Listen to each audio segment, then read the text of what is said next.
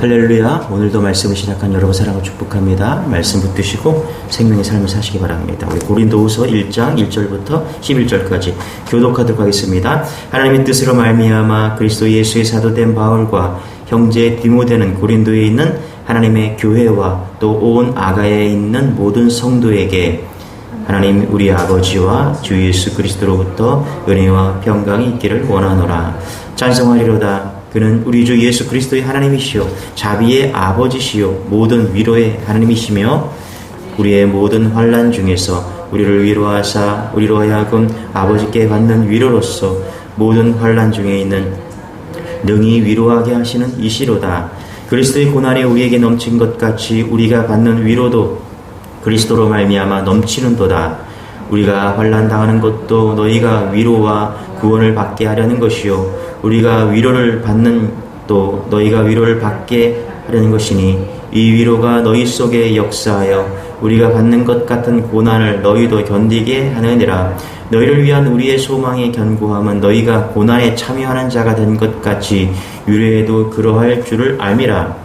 형제들아, 우리가 아시아에서 당한 환난을 너희가 모르기를 원하지 아니하노니 힘에 겹도록 심한 고난을 당하여 살 소망까지 끊어지고 우리는 우리 자신이 사형 선고를 받은 줄 알았으니 이는 우리로 자기를 의지하지 말고 오직 죽은 자를 다시 살리시는 하나님만 의지하게 하심이라.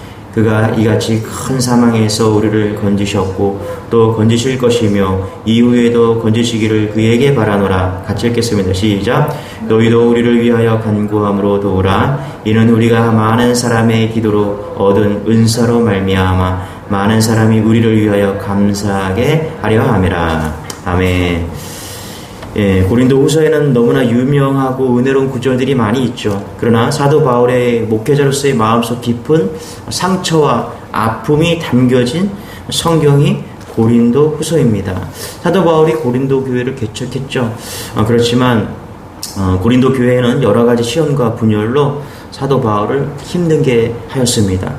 제자 디모데를 통해서 고린도 전서를 고린도 전서를 보냈죠. 편지를 써서 보냈습니다. 주 안에서 사랑하라 이런 보냈지만은 고린도 교회 문제는 쉽게 해결되지 않았습니다. 그래서 결국 사도 바울이 직접 고린도 교회를 방문하였는데요. 일부 성도들로부터 심한 공격과 배척을 당했던 것 같습니다. 자, 결국 다시 방문하기로 하고 고린도 교회를 떠날 수밖에 없었는데 다시 갈 수 있는 여건이 되지 못했습니다. 그래서 아주 강한 책망의 편지를 디도편에 보낼 수밖에 없었습니다. 다행히 이 사도 바울의 편지를 받은 고린도 성도들이 회개하고 돌이켰다는 소식을 디도편에 듣고 사도 바울이 쓴 편지가 고린도 후서입니다. 그래서 고린도 전서 후서밖에 없지만 우리가 실질적으로는 편지를 한 4번 정도 쓴 것으로 전해지고 있습니다. 편지 전부가 성경이 되지 못하고 이제 나머지 존재하는 것만 고린도 전서 후서가 되어서 우리에게 전해지고 있는 것이죠. 자, 이 편지는 고린도 교회 안에 문제에 대한 대답이었던 고린도 전서와 달리 사도 바울 자신에 대한 오해와 비난에 대한 그런 해명으로 편지를 쓴 것입니다. 그래서 사도 바울 자신에 대한 언급이 많이 나옵니다. 사도 바울에게는 너무나 어려운 편지였을 것이죠. 그러나 간증 설교와 같이 너무나 귀한 은혜의 말씀이 우리에겐 전달되고 있습니다. 고린도 교회 안에 사도 바울을 비난하고 그리고 공격하던 이들, 유대 배경을 갖고요, 율법주의적 신앙을 가진 이들로서 사도 바울은 거짓 사도라고 그렇게 명칭을 합니다. 문제는 이 사도 바울이 바울을 거짓 사도라면 사도 바울이 전한 복음 역시 거짓 복음이 될 공산이 크다는 것입니다. 그래서 고린도 교회 안에 그들은 소수였지만요, 목소리가 큰 사람들이었기에 교회 분위기를 좌지우지하였고 또 동조자들까지 그렇게 생겨났다는 것이죠. 자, 그런 상황이었기에 사도 바울은 편지 시작 부분에 자신이 사도임을 분명히 밝히고 있죠. 자, 우리 1절 같이 한번 이렇게 시작합니다. 하나님의 뜻으로 말미암아 그리스도 예수의 사도된 바울과, 그렇죠? 이것이 사도 바울의 자존심 때문에 이렇게 쓰는 것이 아니라 자신이 전한 복음이 진정한 복음임을 분명히 하기 위해서 이렇게 자신을 분명히 밝히고 있다라는 것입니다. 그러나 이런 어려운 상황이죠. 이런 어려운 상황이지만 바울은 비난하고 문제 잡는 그런 그들을 대하는 사도 바울의 태도는 한결같이 믿음이었고 사랑이었다는 것을 우리는 보게 된다라는 것입니다. 1절에 보니까 이렇게 말하죠. 형제 디모데는 고린도에 있는 하나님의 교회와 또 온 아가야에 있는 모든 성도에게, 그렇죠? 교회와 성도에게, 바울이 고린도 교회를 자신의 눈이 아니라 주님의 눈으로 보고 있음을 말해주고 있다는 것입니다. 자신을 비난하고 문제 삼고 그렇게 비판했던 그 성도들, 그들을 향해 편지를 쓰면서 여전히 그는 중심을 잃어버리지 않고 있다는 사실입니다. 고린도 문제에 많은 문제가 있지만 교인들은 미성숙하지만 교회와 성도들 안에 여전히 함께 하시고 역사하시는 주님을 놓치지 않고 있다는 사실입니다. 여러분, 우리도 문제 많은 교회, 마음에 들지 않은 성도들이 있습니다. 또 변화되지 않은 가족들을 볼 때 우리가 어떻게 바라봐야 되는지 우리는 교훈하고 있는 것이죠. 어떤 눈으로 바라야 됩니까? 예수님의 눈으로 바라봐야 된다는 것입니다. 목사의 마음, 성도의 마음, 남편의 마음, 아내의 마음, 아버지의 마음, 어머니의 마음, 여러분, 이런 마음이 아니라 우리가 성도를 바라봐야 되는 것은 딱 한 가지입니다. 주님의 마음입니다. 여러분, 이걸 놓치지 않는 여러분 되시길 바랍니다. 우리가 교회 안에서 성도들을 바라볼 때 주님의 마음으로 바라보야 시험 들지 않고 또 그들을 온전히 사랑할 수 있다는 것입니다. 여러분, 세상에 나가보면요, 직장도 그렇고요, 또 구멍가게도 그렇고요, 아버지의 마음, 또 남편의 마음, 그런 마음으로 바라보는 사람들 많습니다. 좋은 마음으로 서로 대하는 그런 사람들 많습니다.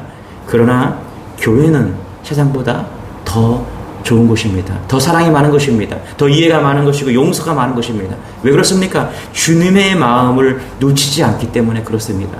여러분, 바울이 1절에서 이것을 선언하고 있는 것이죠. 자신에게 해를 끼치고 고난을 던져주고 아픔을 준 그 성도들을 향해서, 미숙한 성도들에게서, 여전히 부족한 성도들에게서 그는 아버지의 마음을 놓치지 않고 있다는 것입니다. 여러분, 이것이 쉬운 일이 아닙니다. 그러나 우리가 우리의 힘으로는 안 되지만은 믿음의 눈으로 예수님을 바라볼 때 이것이 가능한 것이죠. 자신이 개척한 교회 성도로부터 오해와 비난을 받는 사도 바울의 마음이 얼마나 힘들었겠습니까? 그럼에도 바울은 주님의 마음을 품었다라는 것이죠. 우리 3절 같이 한번 읽어볼게요. 시작. 찬송하리로다. 그는 우리 주 예수 그리스도의 하나님이시요 자비의 아버지시요 모든 위로의 하나님이시며, 주님을 바라보았기 때문에 주님의 마음을 품고 하나님을 찬양할 수 있었다라는 것입니다. 그렇죠? 또 4절입니다. 같이 읽어볼게요. 시작. 우리의 모든 환난 중에서 우리를 위로하사 우리로 하여금 하나님께 받는 위로로서 모든 환난 중에 있는 자들을 능히 위로하게 하시는 이시로다. 고난 중에 주님을 바라보면 반드시 주님의 위로가 있다라고 지금 바울은 이야기하고 있습니다. 사도 바울은 고난 중에서 위로의 하나님을 간증하고 있는 것이죠. 여기에 놀라운 은혜가 있습니다. 그 고난이 어떤 것이든 간에 여러분, 그 고난 가운데서 주님을 바라보면요, 반드시 주님께서 위로를 주십니다. 여러분 혹시 고난 가운데 계십니까? 주님을 바라보는 여러분 되시길 바랍니다. 주님을 바라보시면 그 고난을 이길 수 있는 반드시 하나님께서는 위로를 주십니다. 여러분, 여기서 이 위로가 어떤 위로였을까요? 바울이 지금 말하는 이 위로는 어떤 위로였을까요? 그것은 아마 십자가의 위로였을 것입니다. 여러분, 십자가는 어느 누구에게나 위로가 됩니다. 예수님께서 십자가 고난을 받으셨기 때문에 그로 인해서 위로의 예수님이 될 수 있었습니다. 우리의 상처, 우리의 고난을 누구보다도 근본적으로 치유하시고 위로를 받게 하시는 힘이 그 예수 그리스도의 고난 때문이라는 것입니다. 십자가의 고난 때문이라는 것입니다. 우리가 살면서 얼마나 많은 고난을 만납니까? 그렇죠? 그런데 십자가 고난보다 더 큰 고난이 없다라는 거예요. 누군가를 대신해 죽었습니다. 그런 고난은 없잖아요. 그래서 주님의 십자가 고난은요, 우리에게 진정한 위로가 되시는 것입니다. 난 너보다 더 힘들었어 라고 지금 예수님께서 우리에게 말씀하시는 것이죠. 나를 위해서 누군가가 죽었다. 그렇죠? 전도하다 보면은 예수님이 당신의 죄를 위해서 죽었습니다 라고 물으면 어떤 사람이 이렇게 대답을 합니다. 그분이 왜 나를 위해서 죽냐고, 그분이 왜 나를 위해서 죽냐고 따지는 사람이 있습니다. 세상 사람들이 이해 못하는 사람들이 있다는 거예요. 우리도 이해 못하지 않습니까? 왜 예수님께서 나를 위해서 죽으셨냐는 거예요. 우리를 구원하시기 위해서, 우리를 사랑하시기 때문에. 그렇죠? 그렇다면은 이 땅에서 어떠한 고난도, 어떠한 핍박도, 무엇보다도 그 어떠한 어려움도 우리는 주님을 위해서 또 예수님이 하셨던 것처럼 우리도 충분히 그 길을 갈 수 있는 그런 위로와 힘이 생기는 것이죠. 여러분, 우리가 세상에 살지만 성도로서 사는 여러분 되시길 바랍니다. 세상의 어떤 고난도 우리를 넘어뜨릴 수 없습니다. 예수님의 십자가가 우리의 위로가 되시기 때문인 것이죠. 이런 십자가의 은혜가 여러분의 심령에서 오늘 그렇게 부들듯이 일어나기를 소원합니다. 우리 5절입니다. 같이 읽겠습니다. 시작. 그리스도의 고난이 우리에게 넘친 것 같이 우리가 받는 위로도 그리스도로 말미암아 넘치는도다. 그 얘기하고 있는 것이죠. 그렇죠? 무슨 말입니까? 우리가 그리스도와 함께 당하는 고난이 많은 것처럼 그리스도로 말미암아 받는 위로도 크다라는 것입니다. 여러분, 이걸 놓치면 안 됩니다. 우리가 예수님 때문에, 예수 잘 믿기 때문에 받는 이 고난이 클 수 있습니다. 내가 신앙생활을 합니다. 또 우리가 원하지 않는 고난 가운데 있을 수 있습니다. 그러나 우리 주님은 그 고난보다 위로가 크신 주님이심을 잊지 않는 여러분 되시길 바랍니다. 사도 바울은 고난이 크면 클수록 주님의 위로도 더 크게 주신다라고 간증하고 있습니다. 고린도서 10장 13절에 보면 감당치 못할 시험 당함을 허락지 아니하시고 시험 당할 즈음에 또한 피할 길을 내사 너희로 능히 감당하게 하십니다 라고 고린도서 10장 13절에 이야기합니다. 여러분, 고난보다 위로가 크신 하나님을 믿으시기 바랍니다. 그러므로 고난 가운데 주님을 바라보면 반드시 고난보다 크신 그 위로의 하나님을 만나게 된다는 것입니다. 예수님은 참 좋으신 분이세요, 여러분. 우리에게 항상 더 좋은 것으로 주시기 때문인 것이죠. 여러분, 이것을 체험하는 여러분 되시길 바랍니다. 우리 6절입니다. 같이 한번 읽어볼게요. 시작. 우리가 환난 당하는 것도 너희가 위로와 구원을 받게 하려는 것이요 우리가 위로를 받는 것도 너희가 위로를 받게 하려는 것이니 이 위로가 너희 속에 역사하여 우리가 받는 것 같은 고난을 너희도 견디게 하느니라. 물론 우리가 예수님을 잘 믿음으로 지금 당시의 상황처럼 예수님을 잘 믿는다는 것으로 박해받는 그런 고난이 아닐 수가 있습니다. 그러나 고난이 아닐지언정 우리가 인생을 살아가면서 많은 어려움과 고통과 또 문제들을 만납니다. 여러분, 고난이 찾아올 때 우리는 고난의 이유를 찾으려고 부단히 애를 씁니다. 그러나 성경은 이 고난의 이유를 잘 설명하지 않습니다. 소경 바디메오가 왜 소경이 되었는지 성경은 설명하지 않습니다. 38년 된 중풍병자는 왜 그런가? 왜 38년 동안 중풍에 걸렸는가? 얼마나 힘든 인생을 살았겠습니까? 욥기를 보면, 고난당하는 욥을 보면서 욥의 세 친구가 뭐라 했습니까, 여러분?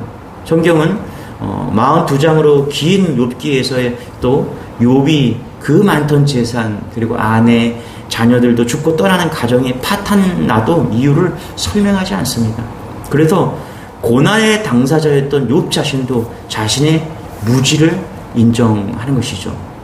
그만큼 고난에는요, 우리가 알 수 없는 일들이 많이 있습니다. 물론 이 고린도 후서는 믿음으로 예수 믿기 위해서 받는 고난인 것을 우리는 짐작할 수가 있습니다. 그러나 고난의 이유들은 좀처럼 우리가 알기가 힘든 것이죠. 그러나 여러분, 고난이 왔을 때 우리가 뭐 대충 그 이유를 짐작할 수는 있습니다. 그러나 분명하게 우리가 알 수 있는 것이 있습니다. 그 이유는 분명하게 알 수 없지만 분명하게 알 수 있는 게 뭐냐면 고난 밑에 깔려있는 하나님의 의도를 우리는 온전하게 알 수 없지만 분명한 것은 고난으로 인해서 우리가 성장할 수 있다는 것입니다. 그 고난이 끝이 아니라는 것입니다. 여러분 이것을 믿는 여러분 되시길 바랍니다. 고난이 왜 왔는지 자꾸 찾으려고 하지 마시고 중요한 것은 믿음의 무릎으로 겸손하게 주님 앞에 나아가야 된다는 사실을 놓치지 마시기 바랍니다. 그럴 때 우리는 고난을 통해서 믿음이 자라나고 많은 것을 배우고 인생의 가치체계를 새롭게 정립할 수 있다는 것입니다. 성경은 고난이 이유는 말하지 않지만 고난이 끝이 아니라고 분명히 말하고 있다는 것입니다. 욥기를 통해서도 38년 된 중풍병자를 통해서도 성경이 말하는 것은 고난이 끝이 아니다. 주님은 더 좋은 것을 주신다라고 우리는 알 수 있다는 것입니다. 그렇습니다. 성경은 고난의 이유를 말하지 않지만 고난의 결과는 명확하게 가르칩니다. 히브리서 12장 11절에 의의 평강한 열매, 의의 평강의 열매, 그렇죠? 평강의 열매의 기회가 된다라고 이야기를 합니다. 고난이. 우리 8절부터 19절입니다. 같이 한번 읽어볼게요. 시작. 형제들아 우리가 아시아에서 당한 환난을 너희가 모르기를 원하지 아니하노니 힘에 겹도록 심한 고난을 당하여 살 소망까지 끊어지고 우리는 우리 자신이 사형 선고를 받은 줄 알았으니. 바울이 당하는 그 고난이 어떤 고난입니까? 재정이 어렵다, 감기에 걸렸다, 아들이 아직도 탕자처럼 방탕한다, 이런 고난이 아닙니다. 아주 심한 고난인데 살 소망이 끊어지고 사형 선고를 받은 그런 고난이라고 이야기하고 있습니다. 죽을 고난이 죽을 것 같은 그런 고난이죠. 그런데 9절 중반 이후에 보면 이는 우리로 자기를 의지하지 말고 오직 죽은 자를 다시 살리시는 하나님만 의지하게 하심이라. 그렇죠. 주님만 바라보고 견디면 건져주신다라고 지금 이야기하고 있다는 것입니다. 10절입니다. 같이 한번 읽어볼게요. 시작. 그가 이같이 큰 사망에서 우리를 건지셨고 또 건지실 것이며 이후에도 건지시기를 그에게 바라노라. 아멘. 그렇죠? 우리가 고난 가운데 있을 때 결론적으로 예수님이 우리를 건져주신다. 바울은 죽을 것 같은 고난이지만 10절에서 걱정하지 말아라. 이렇게 이야기하고 있는 것이죠. 왜요? 주님께서 건져주시기 때문이다라고 이야기를 하고 있다는 것입니다. 여러분, 우리가 믿음을 가지고 우리가 살아갈 때 문제를 만나죠. 문제 없는 사람이 없습니다. 누구나 다 문제가 있습니다. 그것을 고난이라고 이야기를 할 수 있고요. 그것이 당하는 환난이라고 말할 수도 있습니다. 그럴 때 잊지 마십시오.